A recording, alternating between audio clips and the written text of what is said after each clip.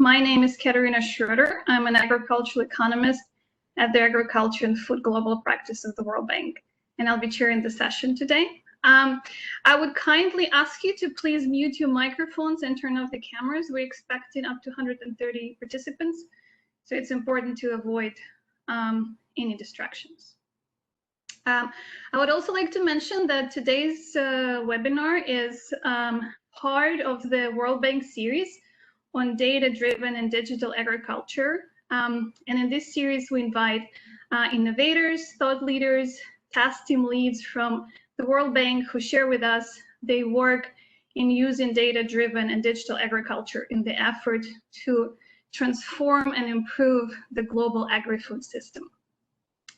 All our webinars are available on the World Bank Open Learning Campus, and the link to that you can find at the bottom of the announcement.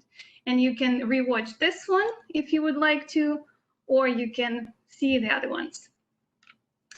And today, our colleagues from the World Bank and FAO and SIAT will present. So the colleagues from FAO and World Bank will present the work on how open source digital tools can enhance farmers, and particularly smallholder farmers' participation in the value chains, with the specific examples on the dairy value chains in Kyrgyzstan.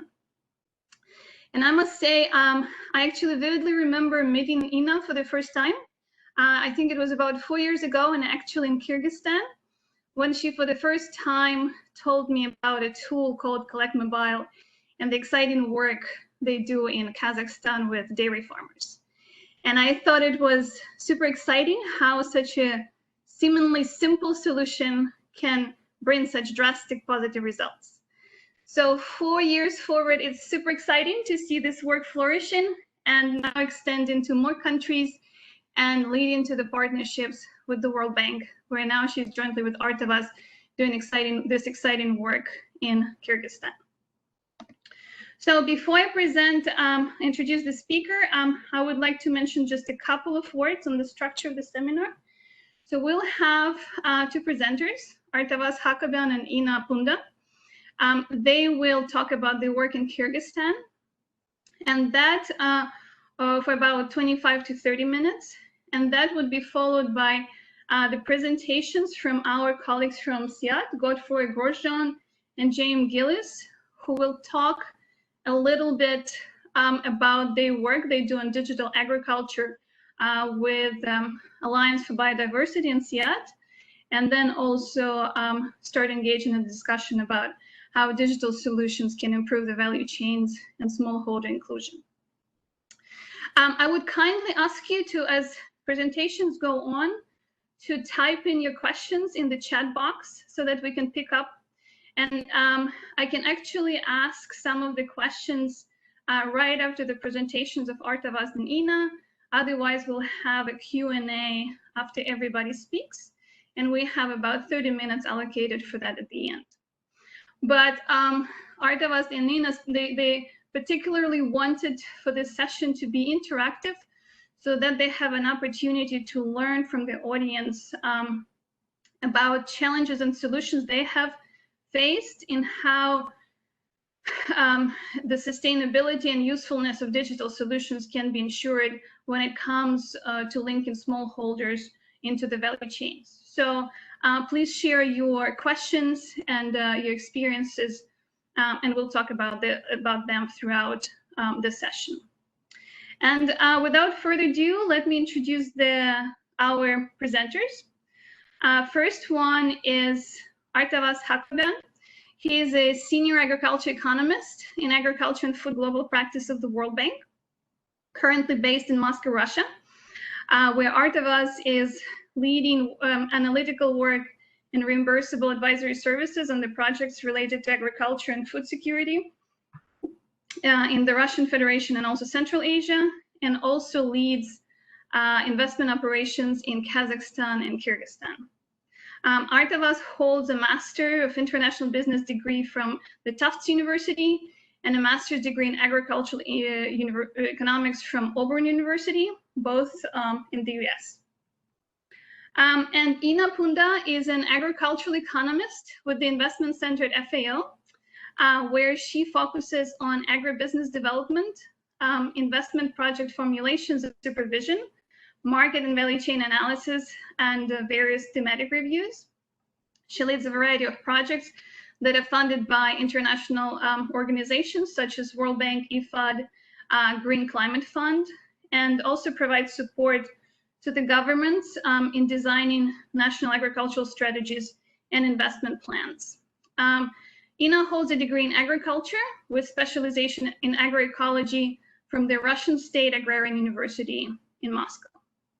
So let me pass the virtual floor to Artavas and Ina. Over to you. Thank you, Katerina, for your kind introduction. And let me just start with sharing my screen. And good morning for all of you who are joining in Washington time zone, and good afternoon and good evening to all other colleagues who are joining in other time zones.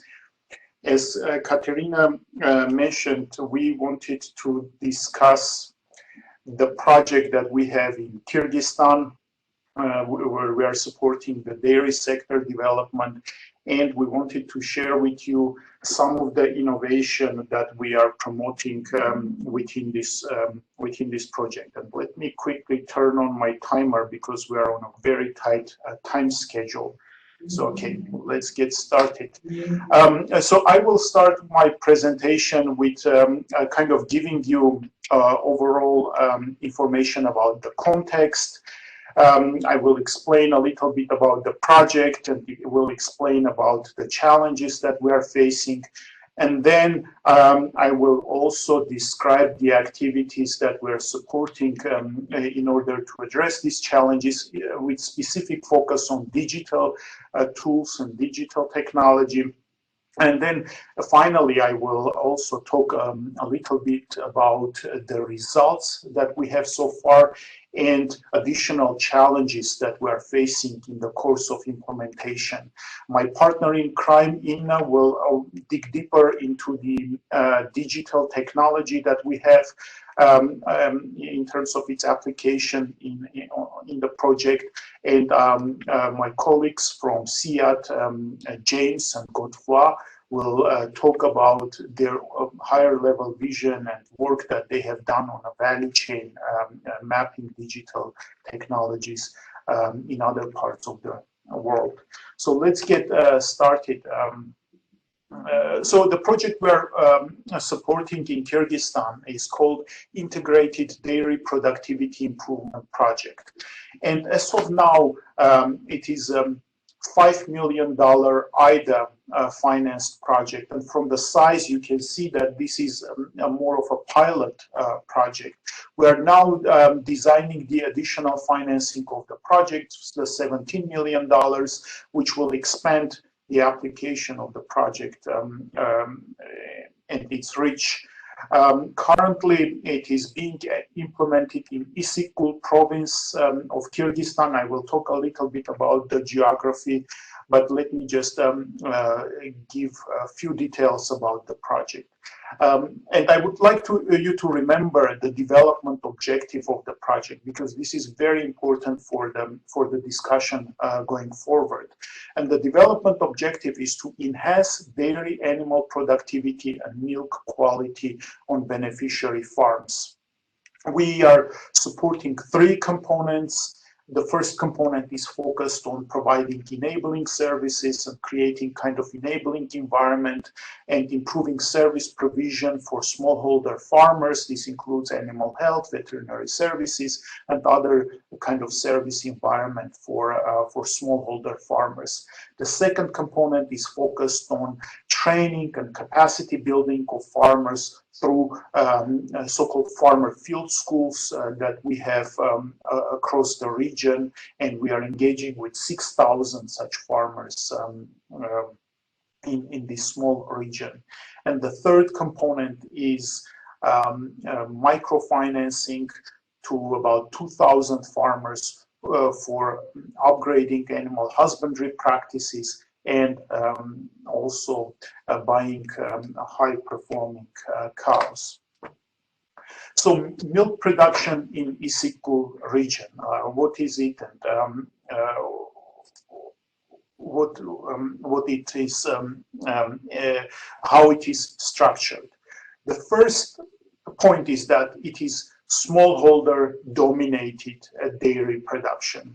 And by saying smallholders, we have about 250,000 cattle, of which 125,000 are cows, and per household there are about 4 cattle on average, of which 2 are cows.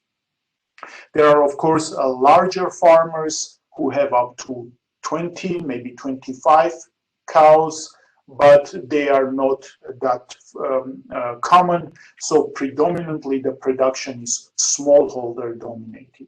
So the production is not only smallholder dominated, but also the production quantities are very small. As you can see from this slide, the average milk yield in Isyk-Kul is about 2,000 kilograms per year. This is a bit higher than the national average of 1,471 kilograms, but still extremely low compared with any standards. Overall, in the past 10 years, milk production in Kyrgyzstan has increased by 18%, but average milk yield decreased by 6%. What does it mean? It means that people kept buying new animals, but they didn't improve animal husbandry practices, they didn't improve feeding, and of course animal health and genetics, which results in decline in the productivity of animals. And most of the production is pasture dominated production. I promised to talk about Isyk-Kul. Isyk-Kul is a beautiful region. It is called Isyk-Kul because of the mountainous lake that covers most of the territory of the region, and then the lake is surrounded by Tian Shan and Alato mountains. Mountains have forests, have beautiful pastures, beautiful scenery, and some people even compare this territory with Switzerland. In fact, people say Kyrgyzstan is the Switzerland of Central Asia. But of course, there are a lot of issues with management of pastures, with feeding management, and overall animal husbandry practices very different from Switzerland. So let me go to the next slide. The way milk value chain operates in Isyk-Kul is that most farmers produce milk for their own consumption and sell the surplus. So I wouldn't say that the farmers are, fully commercial. They produce for household consumption. They store some of it by making some curds or sour cream, and then they sell the surplus to milk collectors or sometimes to local markets. In Isyk-Kul, there are about 150 milk collectors. Those are mobile or stationary collection points. Most common is the mobile collection point, and you see on the picture one of such mobile collectors, and you can see that it's a truck with a tank attached to it without kind of proper cooling technology. And this is also very important to keep in mind, that this is a very common milk collector in Isyk-Kul. There are 4 formal dairy processors who operate on outdated equipment. And what we mean by formal dairy processors? Those are, medium-sized and perhaps also small-sized operations that have some processing equipment, and they process pasteurized milk, curds, yogurt, and sour cream. Sometimes also cheese and other creams. Overall, in Kyrgyzstan, consumers prefer to buy fresh milk and dairy products in kind of markets, open markets or bazaars, from known traders or known suppliers who maybe go from house to house and sell these dairy products. In larger cities, it is more common to buy dairy products in more formal shops, but predominantly in villages and in smaller towns, more informal purchase of dairy products is more common. More affluent buyers, more affluent consumers in cities also buy cheese. However, cheese consumption is not very common in Kyrgyzstan. And also one important thing about dairy value chain in Issyk-Kul is that some of the milk that is produced in Issyk-Kul region is also being exported to Kazakhstan, because the region neighbors Kazakhstan and there are a lot of informal linkages. So a lot of fresh milk is exported to Kazakhstan for further processing in the neighboring territories of Kazakhstan. So let me explain the market failure that we are facing in the project. And the main market failure is that the milk prices are not determined by the quality of milk. The quality of milk is not tested at the household level. And in this case, households are not motivated to improve the quality of milk.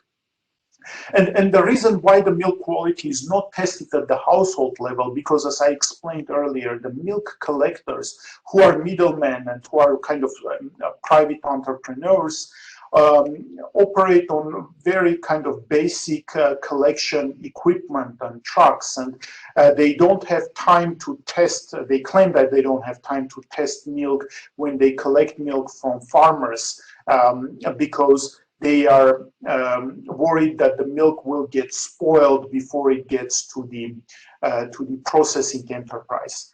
When the milk reaches to the processing enterprise, the enterprises test the milk, but they already test the milk in the big tanks, so which sometimes has milk from hundreds of farmers. And typically, enterprises accept what they call acceptable milk, and the less acceptable milk they also accept, but the one that meets all the quality characteristics they use for producing pasteurized drinking milk, and the others they used for fermented milk products, yogurts, yogurts and sour creams and curds. So because the quality is not a determining factor for pricing of milk, farmers do not really benefit from motivation to improve the quality of milk, to improve the quantity, and therefore kind of view the dairy as a kind of a business. Yeah, they make money on the side, but this is not a kind of their main business activity, and really they don't view this as a kind of a really sustainable source of income. But we know that if you have kind of sustainable and increasing milk production through productivity increases, through increases of quality, you can ensure kind of a very sustainable and kind of long-term cash income for the family. So let me go quickly to the problem statement and the problem we are facing in the design of the project, how to measure the project impact on improving milk quality at each household farm, how to ensure that farmers are motivated to improve milk quality, and how to promote continuous quality improvement on farms, and what market mechanisms can improve milk quality and can support a long-term quality improvements in the value chain. And let me now explain briefly the project activities that we designed to support these challenges that we are facing. And we call this, overall, we call it Milk Quality Platform. And Milk Quality Platform is a collection of hardware, software, and training programs that we really promote through the project. And we're training, as I said earlier, 6,000 farmers in good agricultural practices. And these trainings are done in 480 demonstration farms. We provide farmers with basic tools for hygienic milking, milk storage and transport. Those are like 10-liter buckets that have a lid, and maybe farmers can store their milk overnight when they collect the milk, so it won't be spoiled before it is supplied to the collector. We also supply milk quality measuring equipment, some basic quick testing equipment to 147 collection points. And we have signed, we meaning the project has signed MOUs with dairy processors, whereby the project agrees to provide dairy processors with upgrades in their stationary milk collection and cooling points. And in return, the processors agree to kind of initiate transparent and fair pricing of milk based on quality. And then we, of course, promote introduction of a digital tool that in order to create a database of smallholder dairy farmers and track quality improvements at farm level. This is all combined with continuous training of market participants. What we have achieved so far. So far we have been able to create a database of about 7,000 farmers which are mapped, and we were able to provide dairy processors with testing equipment and also promote them to kind of test the milk more frequently from the farmers. So now dairy processors individually collect samples from farmers and test at least once a month. This is not frequent, but this is a kind of a first step. And then dairy processors are actively using Collect mobile app to record farmers' performance, and that allows them to identify performance hotspots and perhaps to direct their efforts in improving quality at certain regions.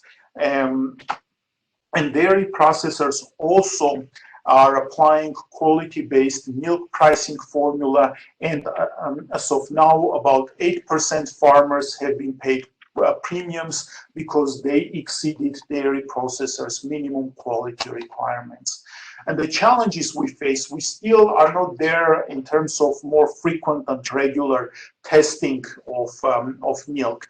And I mean, the value chain structure is not really conducive to frequent testing. So it would be good to get kind of feedback for participants to see what they could suggest in this situation. While some farmers are paid premiums, this is more of a kind of an unusual thing than a kind of a rule now, but we try to promote it. And I think with more premiums paid, I think farmers will get more motivated to improve milk production. And of course, COVID impacted the value chain because of the movement restrictions. The collectors were not able to go to every towns to collect milk, and then dairy processors had to downsize their production capacity because some of their workers got infected. So that resulted kind of a little bit collapse of the market nowadays in ISICL. The price decreased significantly. But this is an issue that we're trying to overcome with the follow-up project. I will stop here. I will turn to Inna to describe the Collect mobile, and I will look forward for your questions and comments. Thank you. Thank you very much, Artavast. Very interesting and very exciting. Inna, you have about 15 minutes. We have a small change with the discussants. They decided to present jointly, so we saved a little bit of time there. So it gives you another 5 minutes extra. Please give me the presenter's rights. Yeah, I already gave you, Inna.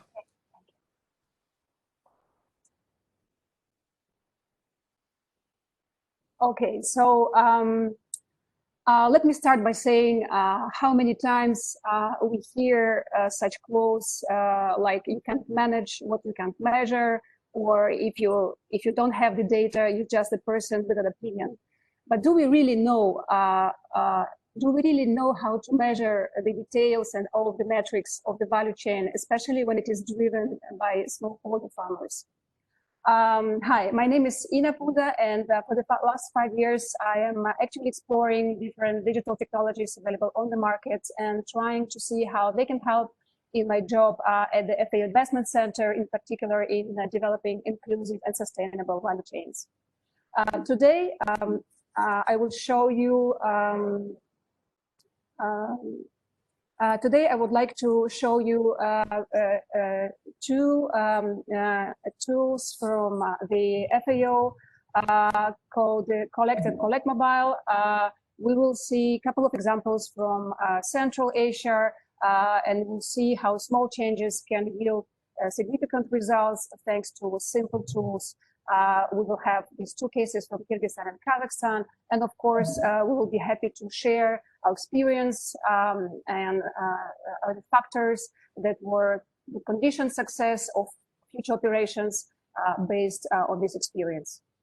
Okay, so Collect and Collect Mobile, they are parts of the Open Forest suite, and here let's remember to thank the donors, the FAO Finland program, and Germany, and of course our dear colleagues at the Forestry Department who have come up with these wonderful tools. You can see all of them on the screen, but today we will talk specifically about these two guys. Actually, they kind of come together and they serve to design the survey, collect the data and manage this data, export them in common formats like CSV or Excel and so on. Let me maybe go into more structured presentation of the workflow, how these two work. So designing the survey, we can, this is with the help of Collect that can run on any computer. It's a very flexible tool that allows for complex survey design with different types of attributes, validation rules, calculated values to ensure a good quality of collected data. Then we have Collect Mobile that runs on any Android device. You don't need internet to collect information, very important in our agriculture business. And again, we come back to Collect that receives the collected data from Collect Mobile and exports it in various formats. And we can do geospatial analysis. I will show you a few examples later on.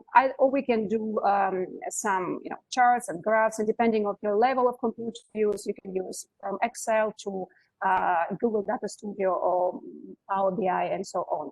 So let me show you a few examples of survey design, so you can see how simple graphic design and how flexible is the system. So any need in terms of the survey can be addressed.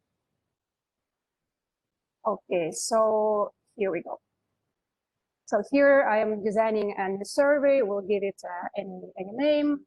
And let's say it will be a survey. We want to grasp information about farmers who have cows. We want to know if they're dairy or dual purpose cows. And we want to know if they go on rangelands or not. And we want to see if they have, for example, issues in accessing rangeland. So you see the very rich palette of attributes. Here, for example, we have a text, which is the name of the farmer and the date. Together, they will combine for a unique record. So every time we come back to this farmer, we will record a new unique record. Here we have the opportunity to use the GPS device, which is embedded in our Android device, so we can grasp location of this particular record. We can also create all types of options or code lists, as we call them. So you will have a drop-down menu or checkbox menu, or depending on the design that you choose. So you can choose from preset values, which helps a lot during data analysis. So here, for example, I'm creating a list just to grasp the information if we are dealing here with dairy cows, so these are dual purpose cattle. And let's see, for example, let's ask if how many cows this farm has, and we'll see if these farms are going on the rangeland or they stay in the barn on the farm. So depending on this answer, if the answer is yes, we will see now that the follow-up question will only appear if the answer is yes, which simplifies a lot the way we conduct the survey. So only relevant questions pop up. Okay, so at the end, I will go a little bit faster here. So basically, you see we are inserting the data, and only we click erasing, then the question about issues accessing on pastures will appear. Another example of Collect Mobile on the screen of Collect Mobile. So the screen, sorry, of Android device that is run on Collect Mobile, which you can download from Play Store. So this is imagine you are someone working at laboratory of a dairy factory. So you have the sample of a farmer, you record the data about the sample. So you put the name of the farmer, and then you have a series of microbiological and physical chemical parameters of the sample to be recorded in the system. So this work is done by the staff of dairy factories. You see, for example, here, I will just rewind a little bit to show you another very useful feature of Collect that allows us for these validations. So for example, if I type density like 1.7, it will tell me that this is wrong. Density cannot be like this. So we have a way to prevent errors. And so on and so forth. So we will complete the survey, and at the end, when all the information is captured, we will complete the records and move to the next one. So this is how it works in a very schematic way. Okay, so once we have this information and we export it, say, in CSV format, then of course we have a beauty of accessing very high resolution imagery. Here you have some example from Sentinel-2, another image where you can really zoom in and you can see actually the operation. This is a real case scenario value chain from Kazakhstan. This is an example from Kyrgyzstan. Here we can see, here we are using another free service from Google called Google My Maps. Don't confuse it with Maps, which you use to find the restaurant on your navigator. So, so My Maps allows you to upload these data sets as long as you have location data, and then you can analyze this information on the real map. And of course, you can use Google Earth for more complex analysis, and the various BI tools that are available on the market, like Google Data Studio or Microsoft Power BI. So what are these challenges that we are trying to address? As Artavas has already mentioned, we are dealing with a really highly fragmented structure. Over 70% of milk is produced by smallholders. And of course, low productivity and low milk quality is something that not only compromises the entire competitiveness of the industry, but also the natural resource, because the lacking productivity is often compensated by more animals, and which is not something that can be sustainable. The linkages are weak within the value chain, so these value chains are very fragile, and with the total reset of that we've lived through this year shows us how important the strength of the links between actors of the value chain for sustainable development. Compromised inclusion, who generates the higher margins? Of course, not farmers, because I will show you later on the value chain a map that actually, in the case of the Kyrgyz dairy industry, those generating higher margins along the chain are milk collectors. Okay, so here we organically move to the case in Kyrgyzstan. Here you see people from these 4 factories that are participating in the World Bank supported project in the country, and here you see they inputted the data from from their testing, from the tests at laboratory. So this is this value chain map that I was telling you. So before the project, you can see that a processor would buy milk from collector who would collect it from farmers, not from hundreds, from thousands of farmers, and would test the whole batch of the milk that would arrive to the factory. The price would be depending on the quantity, but in terms of quality, would be the same. Standard price paid to collector and then paid to the farmer. Factories would often reward collectors for good work in terms of better quality, constant values, flatter seasonality, but overall the farmer wouldn't get much of reward. It's not much, nothing. So what the project is promoting is the new and transparent system of pricing for raw milk. By taking individual samples, and now we are at the average rate of 10% every day, I have to say that, for example, a factory can have several thousands of small farmers supply milk. So this 10% really, it's a lot of individual bottles, and these individual samples are tested at the factory laboratory, and the data is inserted in the tablet where we have this survey that we've seen before. Then the data are processed. And what you see here is like before, the handwritten journal with the test results. And here what we are trying to establish is some kind of very on the fly available analytics in terms of who is performing above the average for this given month. And some geospatial analysis to show on the map where the champions are, but also where are these hotspots in terms of quality. And here you have the names of the softwares that we use. So all this is free. Maybe I will switch to a very short demo of the map. So this is Google My Maps with the data from World Bank dairy project in Kyrgyzstan. So here, for example, we see farmers that perform on average, okay, in terms of protein content. Here we see the champions. So you see some interesting concentration of champions here and there. And also here we can see guys that have really save money on feeding cows, right? So we have really low content on protein. Okay, so back to the presentation.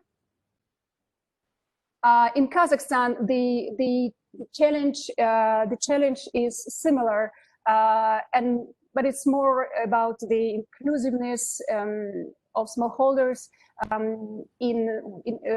against the rising food safety standards of the industry. Just as in Kyrgyzstan, in Kazakhstan, about 80% of cow milk is produced by smallholders. And the Eurasian Economic Union standards really challenge, this situation by putting smallholders at risk that they will not comply with the standards, so will be excluded from the value chain.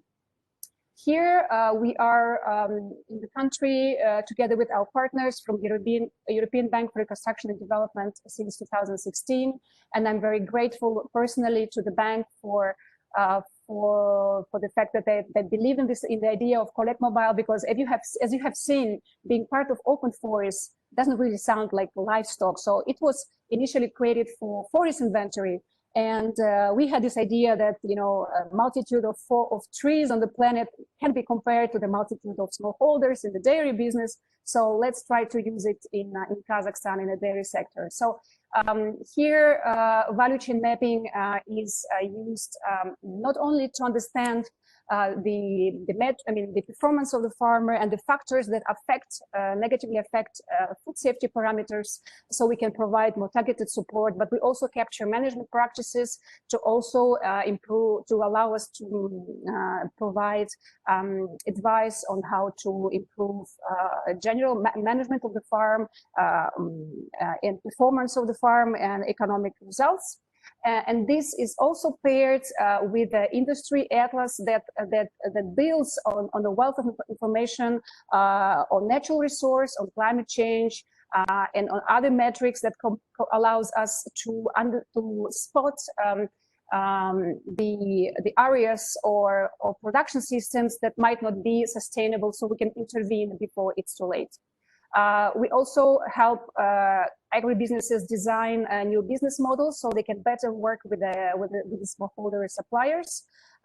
Very much requested now since the situation we are living in this year, unfortunately, and we also build the capacity of the national advisory service providers to ensure that this advice is available in the country. So today we will look at the digital value chain mapping in Kazakhstan.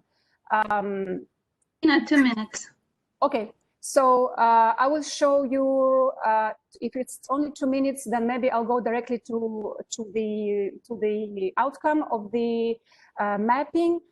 You will understand looking at these reports, because the data that are presented here, obviously they come from the questions that are in the survey structure. So let me jump quickly to BI here. So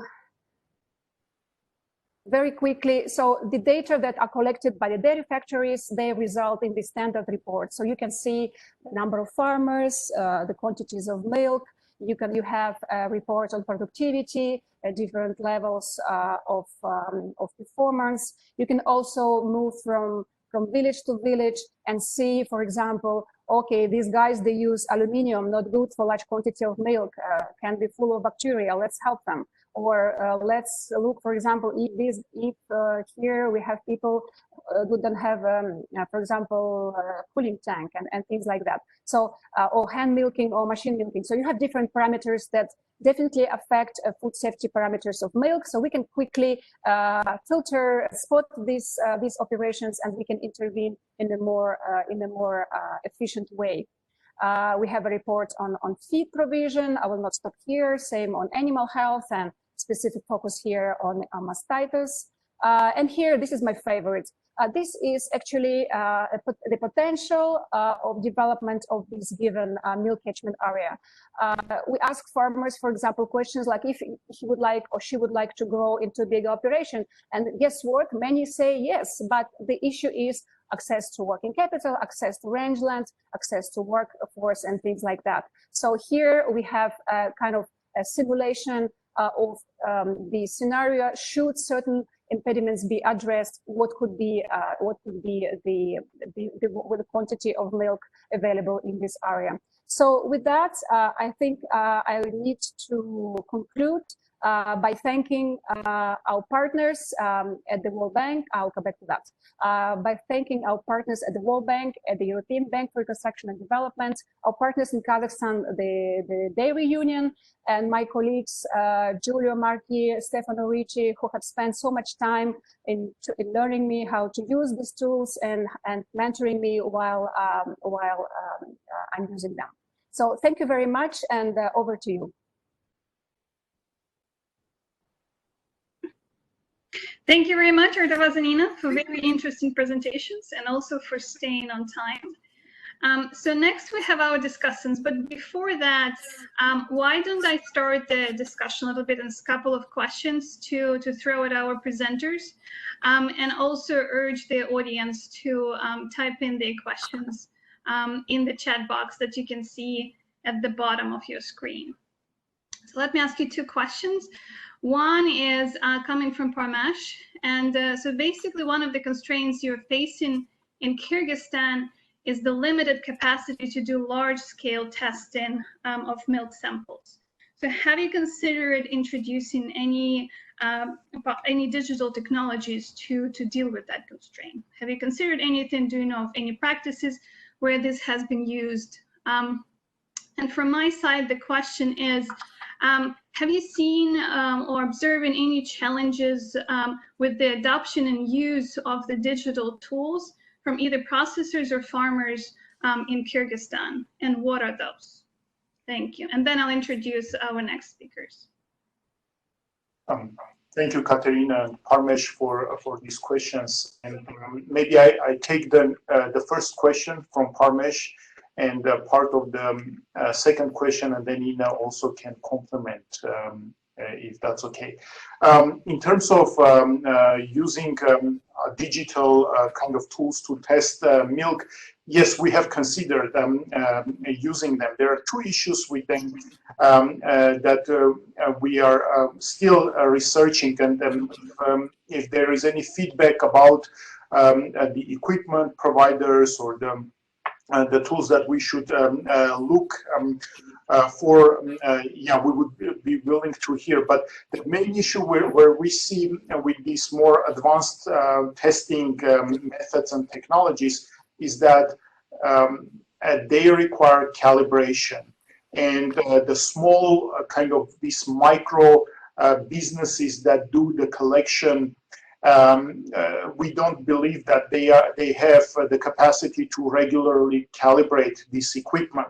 So we decided not to go ahead with kind of large-scale use of these more digital, more advanced, quick test tools and toolkits. However, if there are tools that are used elsewhere that perhaps we're not aware of, I think it would be really important to get this feedback to us, because that is something we are definitely looking for, kind of solutions that worked elsewhere in this regard. At the factory level, they indeed use more advanced electronic methods for testing, quick testing, and kind of this testing equipment. But at the process, at the kind of collector level, we still use the basic kind of mechanical testing techniques. In terms of challenges, and I don't know if Ina will support me, I don't think we found any big challenges in terms of application of the tools. The main, by farmers, adoption of the tool by farmers, the main challenge that we have now is that those collectors, they don't have time to kind of input data, and they don't have time to test, and they don't have time to input data. Other than that, we really don't see a lot of challenges. But Ina, please, what's your impression? Thank you, Artavas. Well, I think I definitely agree. Also, on the first question, I would like to compliment that more and more now we see mobile collectors, and of course, I mean, it's almost impossible to test the milk in this situation. Some companies define their price based on protein content. And it is also quite a complex test at laboratory. So today, factories have chosen to trust the methodology and the equipment that they calibrate, of course, at the laboratory level. And I mean, in terms of scale, we talk about huge budgets. I mean, say 50-ton per day factory, the annual milk procurement budget is over $1 million. So it's a lot of money. So this is on the first question.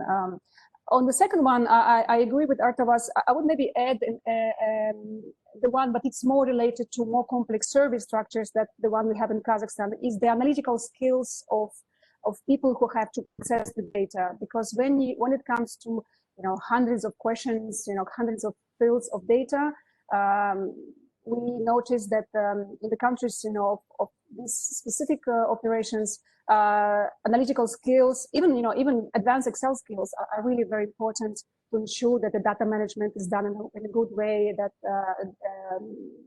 an analysis is accurate and effective. Thank you.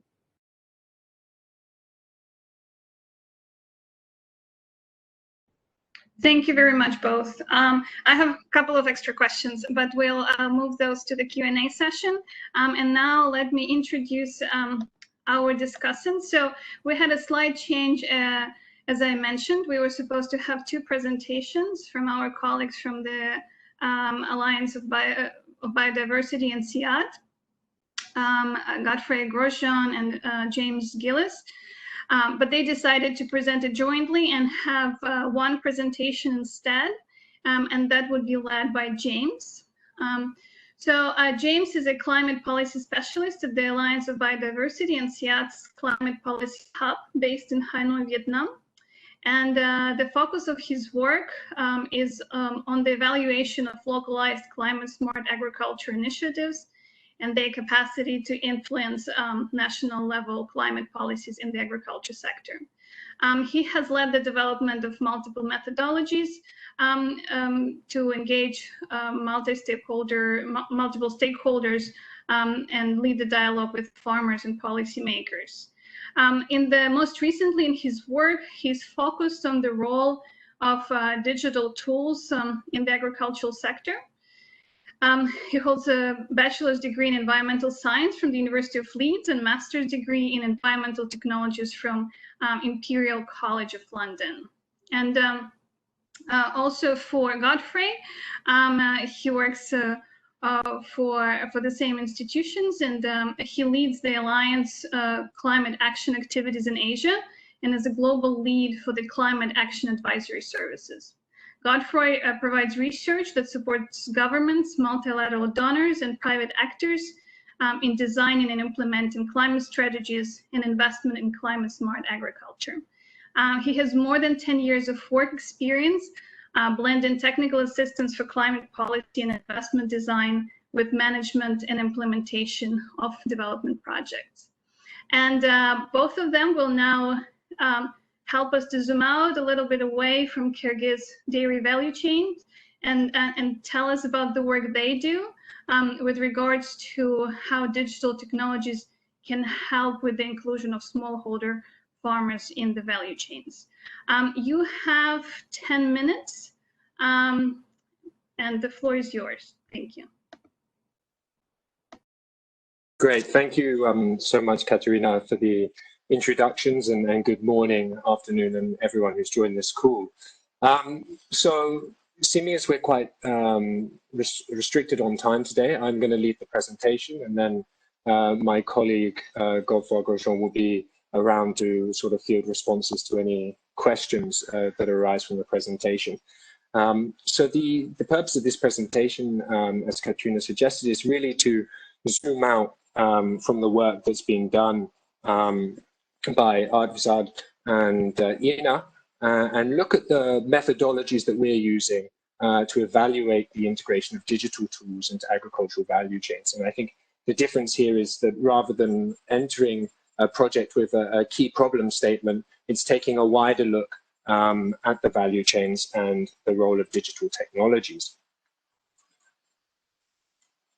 Okay, so in order to present the work we're doing at the Alliance Biodiversity International and CIAT, I'd like to cover sort of the different levels that we're working at when we look at this question. So at a macro level, we've done some work on sort of digital agriculture country profiling, and this is an initiative we've been running in collaboration with the World Bank and the FAO, and currently it's an ongoing project, but currently working in 6 different countries, and the purpose of the project is to evaluate the digital readiness of a country and explore what are the emerging technologies and the trends for technologies within the agricultural sector. And just Vietnam was one of the countries that we covered with this project, and as it provides a bit of context for the case study on the shrimp aquaculture sector, Vietnam, as an example, is a country where the infrastructure for digital technologies was quite advanced. However, the technical capacities of users in the agricultural sector very much constrained the adoption of these technologies and their potential to improve information and communication gaps that currently plague the sector. At a sort of meso level, we work with agricultural subsectors to evaluate sort of the potential for digital transformation, and this is the case study that I will sort of focus our discussion on today, which is our work on shrimp aquaculture and on the shrimp aquaculture sector in Vietnam. And then finally, at a micro level, it's taking these identified technologies and piloting them. And as this is an ongoing project, I don't have too much to share on this. And I think we had a very good example of putting these digital technologies into action from the previous presentation. So why do we use a value chain approach when we want to assess the integration of digital technologies into the aquaculture sector? This is because the different actors across agricultural value chains often have very different needs. And based on these needs, they often require different digital solutions. And the digital technologies that we're promoting often seek to address sort of market failures that exist within these agricultural value chains, such as imperfect information, information asymmetries, and environmental externalities and high transaction costs. But it is important to remember that some of the actors within the value chain will be exploiting or benefiting from some of these market failures. And I think that's an important aspect that we sort of address very early on with the approach that we use. And this allows us to, from the start of the project, account for sort of the competing priorities of these different actors and build it into the project plan. And an example here is that if you are trying to promote the integration of a technology that might be a very, have great potential as a targeted intervention to solve one issue at one stage of the value chain, it could have consequences for other value chain actors who would then provide some resistance. And in order to overcome that, you need to explore how to maybe bundle technologies to overcome those negative impacts on other value chain actors, potentially in some situations bypass those who would be resistant to this change, or bring them into line through regulation. So to sort of sum up, you know, the idea of using the value chain approach is that by understanding the value chain dynamics, we can foresee potential hurdles of greater digital integration from the very beginning of our project. So the example that we're going to run through here with the digital aquaculture, the shrimp aquaculture value chain, is a GIZ-funded project. It's an ongoing project, and the objectives are, and it forms part of their larger Mekong Delta Climate Resilience Program. And the objectives of this project are to map promising ICT, so here we're using information communication technologies, across shrimp aquaculture value chains in the Mekong Delta, targeting those that enhance livelihoods through the promotion of sustainable and climate resilient shrimp production, and support the state management of the shrimp aquaculture sector. This is broken down into two phases, the first being a scoping study, and the second to develop a pilot for the most promising ICT solutions. So in order to develop a framework to evaluate these ICTs against, we used multi-stakeholder consultations, engaging with ICT providers, shrimp sector experts, and value chain actors. With the ICT providers, we conducted a desk review of all available technologies, from which 11 were shortlisted. And through the online survey with those 11 shortlisted technology providers, we discussed all of the functionality, the target users, and the adoption challenges of these technologies, and follow-up interviews were conducted. We also conducted key informant interviews with shrimp sector experts to get a better overview of the shrimp aquaculture sector, the current challenges faced by the different users, the negative environmental externalities of shrimp production, and also the policy and institutional enabling environments. And then we have ongoing consultations with value chain actors, which has been slightly delayed due to the situation this year. But here we try to really break down the different actor typologies and understand their challenges, their needs, and their adoption capability, and areas where we can support them. And it's really important, and why the shrimp aquaculture sector is such a good case study, is that there are a number of challenges faced in the aquaculture sector, with environmental conditions, environmental issues such as severe drought, salinization, and extreme temperature variations, causing losses of up to 10 to 30%, high cost and low quality of inputs coupled with low quality breeding stock further increases the vulnerability of this sector, and also drives the overuse of medicines and antibiotics, and then high production costs and no formal credit. So it's very capital intensive, and no formal credit facilities leave farmers exposed to extortionate interest rate from informal loan providers. And then there's also the negative environmental externalities of surface water pollution and mangrove destruction. So Once we triangulated the outputs of these consultations, we were able to organize the ICTs around the functions they deliver that meet the need spaces of these value chain actors. And these fell under 5 key functions: monitoring and response, e-commerce, market information, traceability, financial services, and e-extension and e-advisory. And an example, just to run through one because of the time, but monitoring and response. So at a farm level, this is ICTs that monitor environmental conditions and shrimp growth, and those that provide automated responses to recorded changes. And at a policy level, this is ICTs that support authorities in monitoring the shrimp sector development. So the next step was to map, this is a very crude value chain here, and looking at the different actors. We do go into more detail, but for the purpose of this presentation, I think it gets what we're trying to communicate across. So we map these different functions under the different value chain actors or stages of the value chain. And what we did here is we indicated, actually, due to these competing priorities, whether these were well received or maybe there was some pushback for certain functions. So if we look at a policy level, just to take an example, traceability is something that they really want to promote, the policymakers would like to promote, so they are better able to sort of trace back the sources of disease and contain disease outbreaks. For input provision, monitoring and response is a key function that they look for.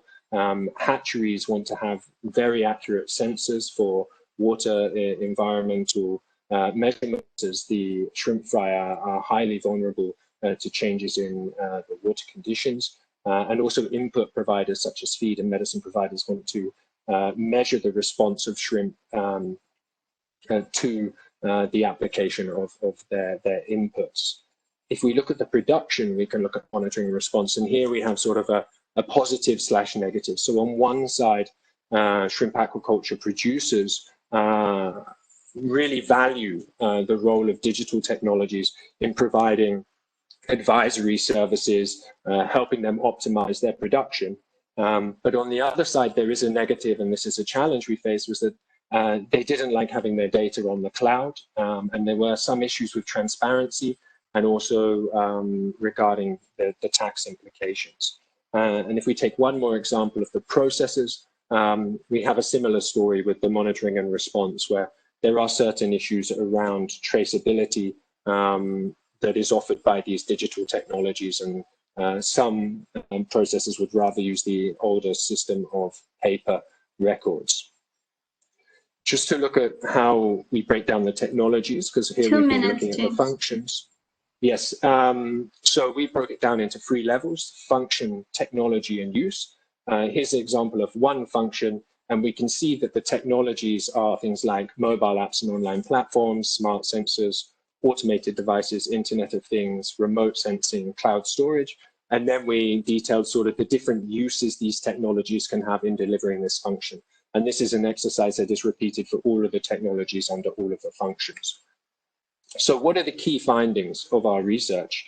So one of our key findings is all about the business model and how it can address the constraints of all of the actors across the value chain and overcome the resistance that might be that they might receive to the adoption of digital tools. And this is often done through bundling technologies, which is why this presentation doesn't focus so much on an individual technology, but the conditions that are conducive to digital transformation.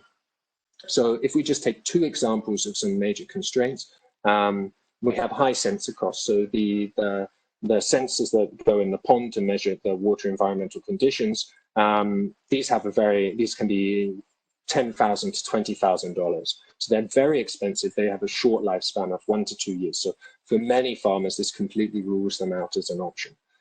So the innovative, the positive measures taken in this direction were, one, using sort of a service-based business model where farmers pay a monthly subscription that was much more affordable, or even subscriptions that are tied into the times of year when they're harvesting. Other providers are developing portable multi-parameter devices that work in multiple ponds, so that greatly reduces the costs. And another sort of low-tech solution, but is part of a bundle by a broader tech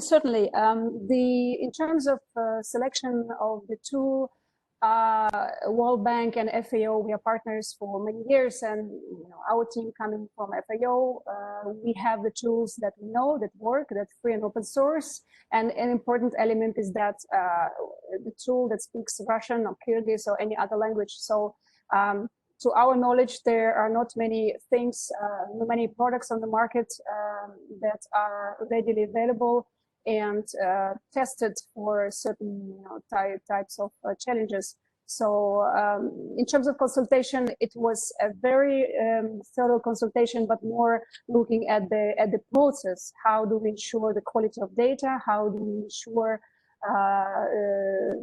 proper data management, data ownership, data protection? How the workflow is organized and how the IT structure is organized. That was the most critical element in this preparatory work. And Artavas, you remember early 5 o'clock pickup driver and running behind the milk collection tank driver to see how how this could be managed in the real situation. Yeah, so that's for the first question. Over to you, Artavas. Yes, so let me respond to the second question, but I'm also looking at questions that are coming in. So maybe I combine the response to the second question with responding also with other comments and questions. And I think this is a great point that Gotwa raised in terms of okay, so we have done all these interventions. So what, right? Where is the market? Is the market, I think someone raised the question, is the market ready to accept better quality milk? Are the consumers ready to pay for higher quality milk?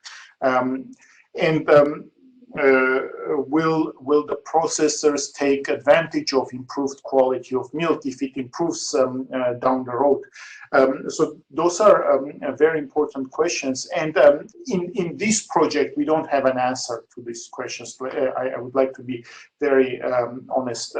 We, however, when we're designing the follow-up additional financing, which is expected to go on board at the end of September, there we specifically designed a component that will focus on market expansion. And the way we are thinking about is to give some tools and some training to dairy processors in order for them to develop new products, improve food safety, maybe invest in HACCP upgrades, and invest in product kind of expansion and marketing so that they can generate more demand for the products and thereby kind of transfer these demand signals down to the farmers. That's, I think, is important because I think Maria Agnes had a point that, okay, so is the market responding for quality improvements? I think we need to kind of proactively create market for better quality and safer milk products in order for them to kind of drive these quality improvements along the value chain. There were also several questions about the use of technology and kind of trying to ensure whether we can select technologies that can improve the cooling and storage throughout the processing. And that's also one shortcoming that we see in this in the value chain, that the cooling kind of part of the value chain is not very well functioning. Perhaps this is the reason that the quality signals are not going beyond the collectors. So again, in the new project, what we're trying to do to promote kind of better cooling and storage system for middlemen.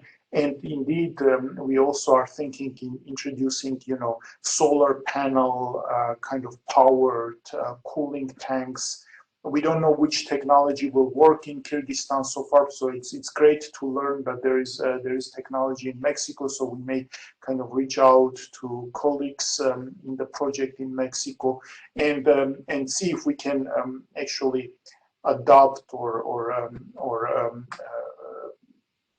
use some of the experiences from elsewhere. Thank you very much. Thank you very much, Ina and Artavas. We do have a variety of questions on very different topics. There are questions about quality improvement, the incentives, access to finance. So we'll go through some of those. Before I voice some of those questions, please type in any questions that you might have for James or Godfrey. One thing to mention, James mentioned Digital Agriculture Profile as a joint initiative between World Bank, SIAD, and FAO. I've seen the Vietnam Digital Agriculture Profile. It's very interesting, and we'll try to have a separate webinar and present of all the DAPs at some point. But for now, let me actually go back to the questions that we have for Ina and Artavas.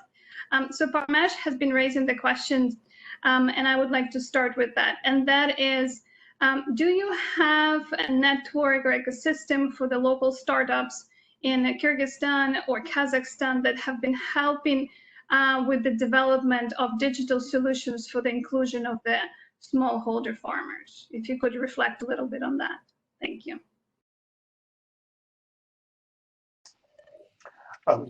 So both Kyrgyzstan and Kazakhstan have quite a vibrant IT sector.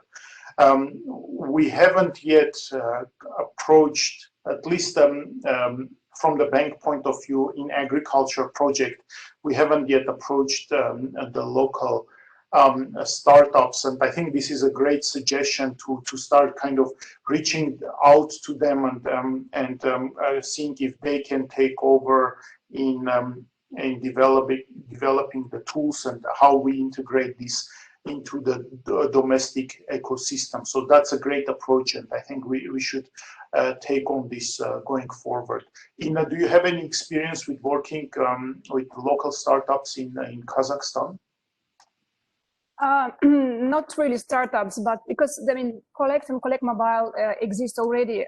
We trained people in the country as trainers of trainers who can then train in their turn processors, so they can design surveys that they need and collect data and manage this data. In Kazakhstan, we partnered with Agritech Hub from Kazakhstan Agricultural University, and we know that they use Collect Mobile for standard rangeland assessment in Akmola region. So because the tool is there, the manuals are there, and we have also a number of video tutorials also in Russian. So the technology, is kind of, I think it's very accessible, and it's picked up by value chain actors or by service providers quite intuitively. Yes, so that's for this question. Thank you. Thank you very much. A question for James and Godfrey. Is SIAD thinking of developing a platform listing solutions and startups against the different needs in the value chain? Do you have plans like that? If you could reflect. Thank you. Thank you, Mary Agnes, for your question. Yes, so that's, I think it's a little bit pressed for time, but that was really sort of what I was trying to communicate on the last slide, which was that, now that through this process, we've understood sort of the different functions that are required by the different actors. We've also got a little bit more information on the types of challenges faced in accessibility, which types of business model would be most successful, and the environmental externalities that we would like to see addressed through the adoption of digital technologies, is that we're going to look at these individual technology providers, and we're going to evaluate them against that set of criteria. And this is something that, will be part of the report we're working on. At the moment, it's not something I've got to yet. I think in the last week or so, we've really finalized the set of criteria we want to evaluate these technologies against, and we've collected the information. But that would be sort of, yeah, an end goal, an output of this process would be to really be able to address these. And the idea then is we're also asking the technology users, and here we had a simplified view of the value chain, but as part of the project, we're breaking down these value chain sectors into different types of actors and different scales of production. And then we're sort of asking the users to answer the similar types of question and understand where their priorities are. And we've done this initially through the value chain mapping, but we would take a deeper dive into, okay, what are of these different sort of user types. And through this, we could sort of best match the technologies to the users. And we were identify those that are sort of, should be adopted immediately, those technologies that certain users need training on, as a way of sort of prioritizing the technologies that should be adopted. Thank you very much, James. So let me group together a couple of questions. We have 10 minutes left. So I asked our presenters to leave their email addresses in the chat box in case we run out of time to address all the questions. And there seem to be appearing some of the discussions about similar experiences in other countries and call for collaboration and exchange of experience. So that can be also discussed offline. In terms of the question, let me group them around 3 topics. One is on the incentives. Just one more question to kind of continue this conversation because I think it's important. So you're saying that in Kyrgyzstan, so far only 8% of farmers have received price premium for their milk. So what do you think was driving that? Is there any way to learn from that to raise the percentage to a higher level? And related to that, there are several questions that have been raised by the participants about, are you doing anything to improve milk quality? Have you seen any private initiatives, private extension services to help farmers improve their milk quality? I understand that bank does some of this, anything from the governmental side. So again, any initiatives to address the milk quality? And related to Godfrey's question is, do you see any interest from the investors to invest in the farmers, or any farmers that have become bankable after the intervention? I would probably guess that's more relevant to Kazakhstan at this point. So the floor is yours, Ina and Artavast. In terms of incentives, I think we should, we don't have enough information right now as to what direction this 8% will go. We are hoping that 8% will increase going forward. COVID is a bit impacting the whole value chain, as I explained in the presentation. But yeah, the idea is to kind of push for more frequent milk testing and kind of push them, the dairy enterprises to honor their commitments in terms of transparent and fair pricing without really jeopardizing the business model of the dairy enterprises, because they need to adapt to the new reality, but also helping them to kind of expand their market, improve the product range, improve the quality of their products so they can increase their sales and thereby transfer the price signals to farmers. So yeah, so I think it's and to respond to the second question, in fact, in terms of milk quality, we have a training program for 6,000 farmers, and we are training them, among others, in good agricultural practices, and milk quality improvement is one of the topics. In addition to that, we are providing them with some basic tools where they can like buckets with closed lid and strainers, and in fact also face masks. I learned the other day that we have been buying face masks even before the COVID, so for farmers to make sure that the milk that they are at least collecting and taking to the collector is clean and free of any contamination. Ina, what about you? What's your response to these questions? Thank you. On milk quality improvement initiatives in Kazakhstan, the Dairy Union of Kazakhstan has come up with the initiative of the need for a national milk quality roadmap. We supported this initiative together with the EBRD, and at the end of last year, this roadmap has been signed not only by the private sector, by the Dairy Union, but also by the Ministry of Agriculture and Ministry of Health.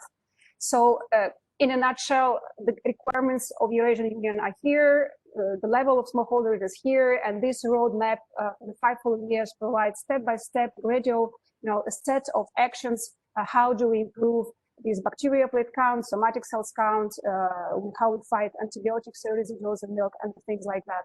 So this is our achievement in Kazakhstan, and this is supported by the private advisory service providers, by public extension, by the National Chamber of Entrepreneurs at Tamiken, who also has a lot of initiatives to support farmers' performance. So the matter of compliance with the standard is a matter of competitiveness for Kazakhstan. So it's an interinstitutional effort, and we are very glad that we've been part of it.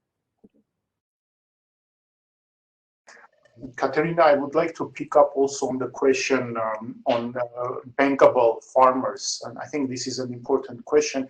And I see that also Carlo Bravi and Alban Belingues also had similar questions. So maybe I will respond to all these questions in one response.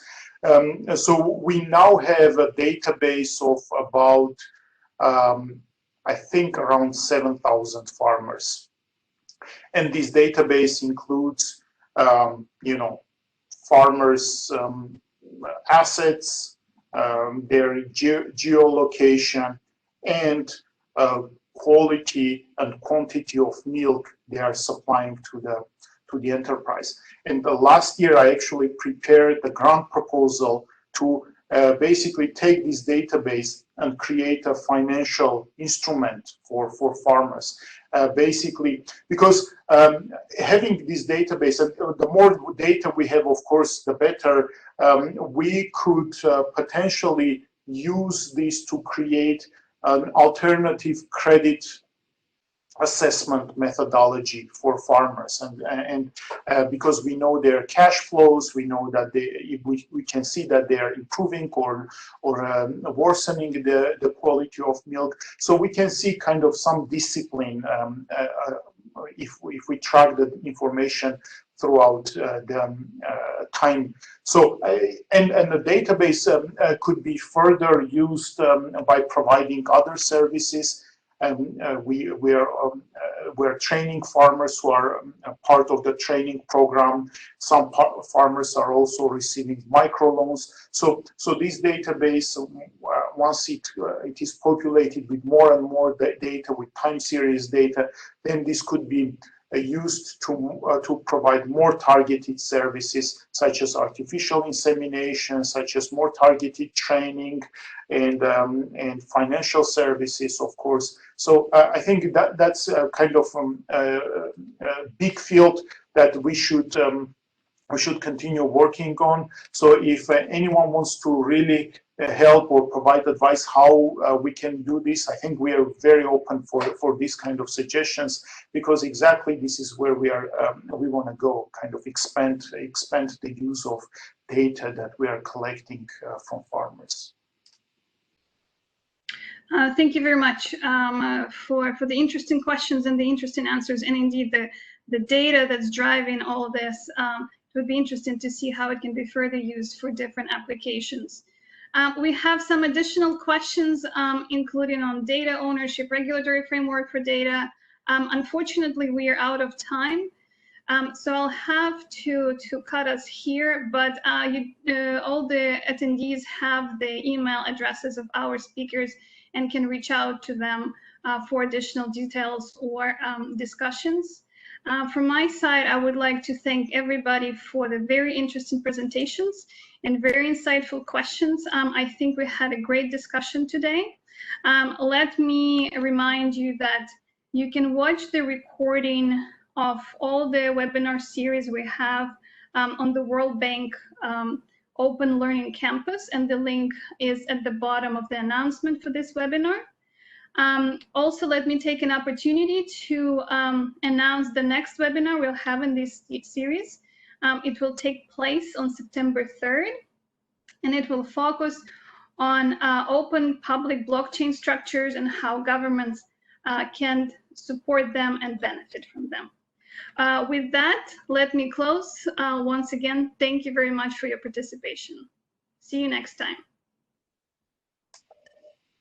Thank you, Katerina.